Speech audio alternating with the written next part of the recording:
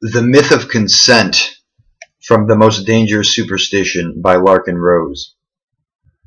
In the modern world, slavery is almost universally condemned, but the relationship of a perceived authority to his subject is very much the relationship of a slave master, owner, to a slave, property. Not wanting to admit that, and not wanting to condone what amounts to slavery, those who believe in authority are trained to memorize and repeat blatantly inaccurate rhetoric designed to hide the true nature of the situation. One example of this phrase is consent of the governed.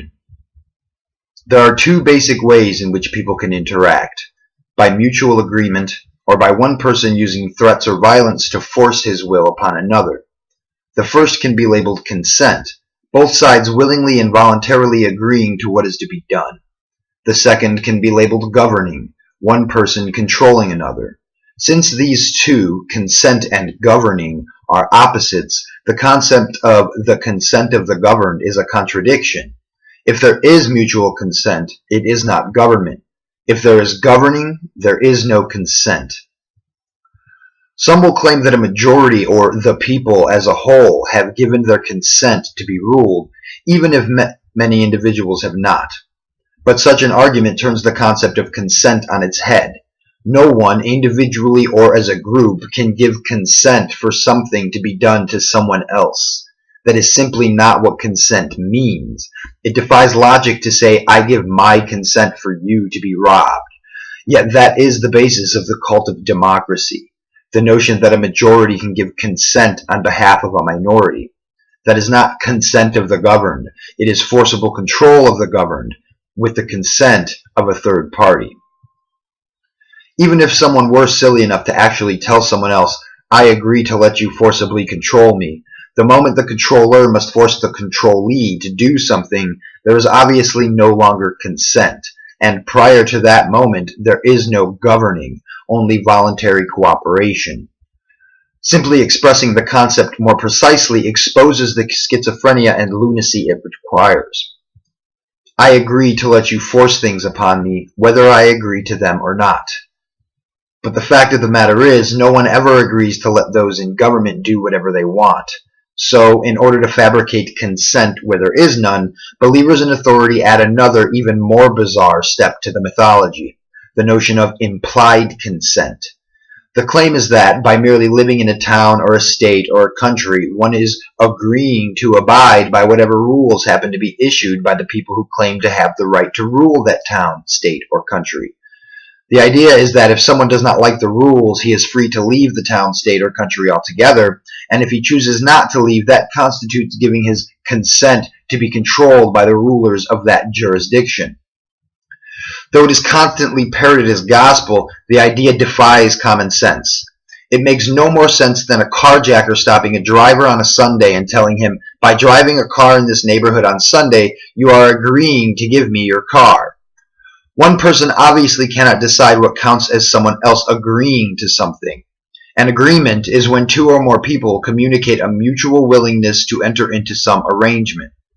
Being born somewhere is not agreeing to anything, nor is living in one's own house when some king or politician has declared it to be within the realm he rules. It is one thing for someone to say, if you want to ride in my car, you may not smoke. Or you can come into my house only if you take your shoes off. It is quite another to try to tell other people what they can do on their own property. Whoever has the right to make the rules for a particular place is, by definition, the owner of that place.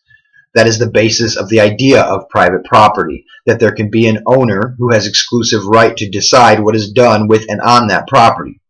The owner of a house has the right to keep others out of it and, by extension, has a right to tell visitors what they can and cannot do as long as they are in the house.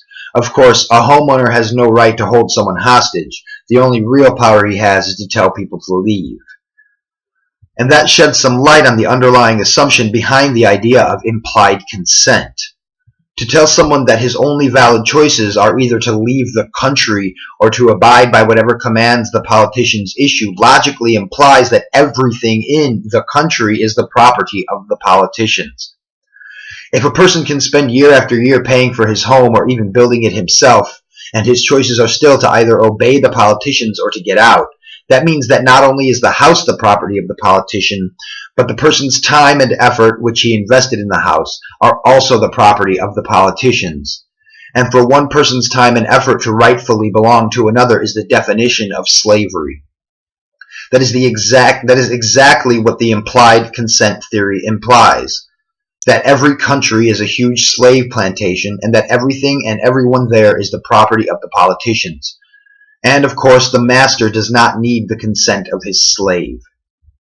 The believers in government never explain how it is that a few politicians could have acquired the right to unilaterally claim exclusive ownership of thousands of square miles of land, where other people were already living, as their territory, to rule and exploit as they see fit. It would be no different from a single lunatic today saying, "I hereby declare North America to be my rightful domain, so anyone living here has to do whatever I say. If you don't like it, you can leave." There is also a practical problem with the obey or get out mentality, which is that getting out would only relocate the individual to some other giant slave plantation, i.e. a different country. The end result is that everyone on earth is a slave, with the only choice being which master he wants to own him. This completely rules out actual freedom, but more to the point, that is not what consent means. The belief that politicians own everything is demonstrated even more dramatically in the concept of immigration laws. The idea that a human being needs permission from politicians to set foot anywhere in an entire country, the notion that it can be a crime for someone to step across an invisible line between one authoritarian jurisdiction into another, implies that the entire country is the property of the ruling class. If a citizen is not allowed to hire an illegal alien, is not allowed to trade with him, is not even allowed to invite an illegal into his home, then that individual citizen owns nothing and the politicians own everything. Not only is the theory of implied consent logically flawed, but it also obviously does not describe reality. Any government that had the consent of its subjects would not need and would not have law enforcers. Enforcement happens only if someone does not consent to something. Anyone with their eyes open can see that the government, on a regular basis, does things to a lot of people against their will and without their consent. To be aware of the myriad of tax collectors, beat cops, inspectors and regulators, border guards, narcotics agents, prosecutors, judges, soldiers, and all of the other mercenaries of the state, and still claim that government does what it does with the consent of the people is utterly ridiculous. Each individual, if he is at all honest with himself, knows that those in power do not care whether he consents to abide by their so-called laws. The politicians' orders will be carried out by brute force if necessary, with or without any individual's consent.